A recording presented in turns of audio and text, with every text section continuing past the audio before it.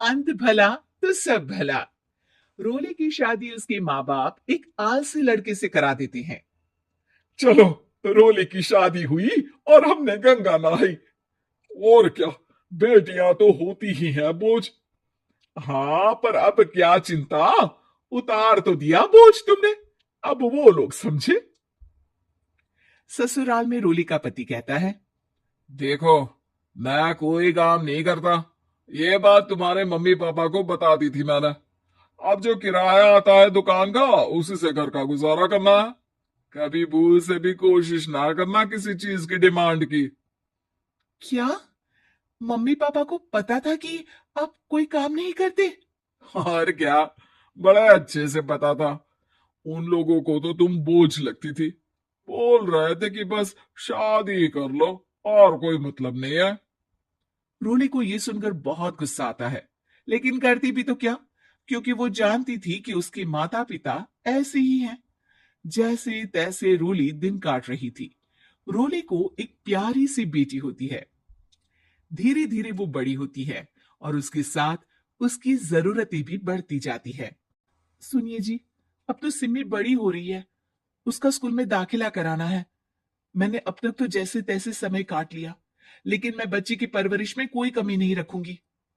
अरे क्या है यार, अब तो लगता है कोई ना कोई काम ढूंढना ही पड़ेगा। अब पति रोज काम की तलाश में जाता और बिना किसी काम के वापस आ जाता।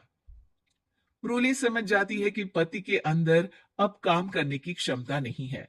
वो बेटी को उच्च शिक्षा देने के लिए कुछ करना चाहती थी, लेकिन करती तो क्या करती। एक दिन रोली की सहेली कहती है। रोली, मेरी कोई औलाद नहीं है। अगर तू मेरी औलाद को जन्म दे तो मैं तुझे तेरे मुंह मांगे पैसे दूंगी। अरे, तेरी औलाद को मैं कैसे जन्म दे सकती हूँ? सरोगेसी से। बच्चा मेरा और वैभव का ही होगा, लेकिन कोख तेरी होगी। ये संभव है रोली? रोली कुछ सोचकर कहती है। मुझे मंजूर है, लेकिन मैं इसका 2 लाख रुपया लूंगी। अरे कोई बात नहीं, मुझे मंजूर है। रोली खुश हो जाती है कि एक बच्चा पैदा करने का उसे 2 लाख रुपया मिलेगा। वो घर आकर पति को बताती है, वो भी खुश हो जाता है। अब क्या था, डॉक्टर के पास जाकर सहेली का बच्चा रोली की कोख में पलने लगता है। मुझे 20,000 चाहिए मेरे बेटी के एडमिशन के लिए। हाँ हाँ ठीक है, मैं उसके एडमिशन से लेकर सारे खर्चे उसके अकाउंट में डाल रही हूँ। रोली की बेटी का एडमिशन हो जाता है। रोली को लगता है कि वो अब सब कुछ ठीक कर देगी। दिन और महीने आगे बढ़ते हैं। अब एक दिन, एक बात कहूं जी, काश इस बच्चे को मैं रख पाती। मैं अब इससे काफी जुड़ गई हूँ। अरे यार, पता नहीं किसका बच्चा है। अपने पास है ना अपनी मुन्नी। हाँ, लेकिन अब मैं भी इस बच्चे से जुड़ाव फील करने लगी हूँ। लेकिन मैं ये जानती हूँ कि ये मेरा बच्चा नहीं है। दोनों की जिंदगी ठीक चल रही थी, लेकिन कहते ना कि सुख का पल ज्यादा लंबा नहीं होता। एक दिन रोली की सहेली का फोन आता है। रोली, मुझे अब ये बच्चा नहीं चाहिए। मैं अपने पति को छोड़ रही हूँ। अरे लेकिन मुझे पैसों की जरूरत है। बच्चा तुम्हारा है, मैं क्या करूंगी? सहेली बिना कुछ बोले फोन काट देती है, फोन स्विच ऑफ कर देती है। लेकिन रोली के जीवन का तूफान यही नहीं रुकता। रोली, मैं इतना भार नहीं उठा सकता। आज पढ़ाई का पैसा मांग रही हो, कल को शादी, कॉलेज और पता नहीं क्या क्या। मैं तुम्हें छोड़ रहा हूं। अपनी बच्ची उठाओ और निकलो इस घर से। अरे पर मैं कर तो रही हूं ना बच्चे के लिए काम। आप आराम से रहिए ना। क्या काम कर रही हो, देख रहा हूं मैं। ये छोटा शहर है, यहाँ लोगों को बात बनाते वक्त नहीं लगता। तो मैं क्या करूं? ज्यादा पढ़ी लिखी नहीं हूं, कैसे घर के खर्चे चलाऊं? और आप तो काम करना ही नहीं चाहते। हाँ, ना चाहता हूं और ना ही करूंगा। रूली को पति की बात पर काफी गुस्सा आ जाता है। ठीक है, अगर मेरे जीवन में संघर्ष ही लिखा है तो वही सही। इस वक्त पति होने के नाते आपको मेरा साथ देना चाहिए था, लेकिन नहीं। आपने तो इस हाल में मुझे घर से बाहर निकालने की बात कह डाली। देखो, ये सारी फालतू की बातों के लिए वक्त नहीं है मेरे पास। रूली, जिसकी कोख में किसी और का बच्चा था और साथ छोटी सी बेटी, पति का घर छोड़कर रास्ते पर आ जाती है। रोली के पास मायके के सिवा दूसरा कोई रास्ता नहीं होता। अरे रोली कैसी है? कितने दिनों के लिए आई है? हमेशा के लिए माँ। वो माँ को सारी बात बता देती है। ओए लड़की, इतनी हिम्मत का काम कर लिया।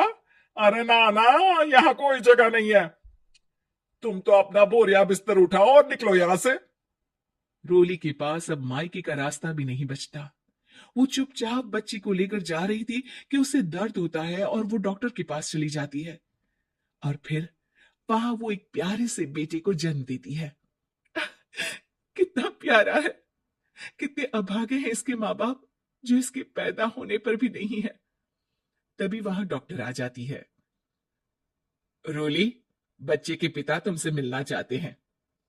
आपका बहुत बहुत शुक्रिया।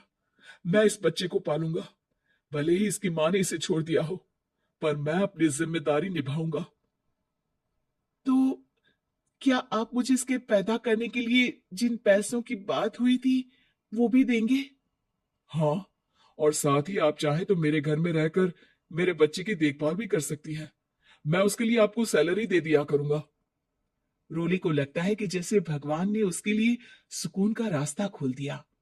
वो अब मुकेश के साथ उसके घर चली जाती है, जहां रहकर वो उस बच्चे की देखरेख करती है। अब मुकेश के घर को रोली अच्छे से संभाल लेती है। उसके लिए खाना बनाने से लेकर बच्चों की देखभाल और घर की देखरेख। धीरे धीरे मुकेश को रोली से प्यार हो जाता है। रोली, तुम्हारी बेटी और मेरा बेटा बिल्कुल भाई बहन की तरह साथ रहते हैं। हाँ, आखिर है तो एक ही कोख के बच्चे। अटैचमेंट तो होगा ही ना। रोली, तुमने घर और मुझे दोनों को संभाल लिया। ये तो मेरा काम है। आपने भी तो मुझे छत दी जिससे मैं अपनी बेटी की पढ़ाई और भविष्य के लिए पैसे जोड़ सकूं।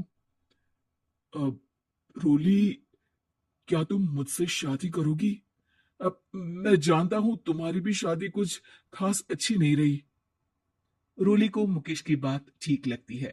वो उसे हाँ बोलने की सोच ही रही होती है कि उसके पहले पति का फोन आ जाता है।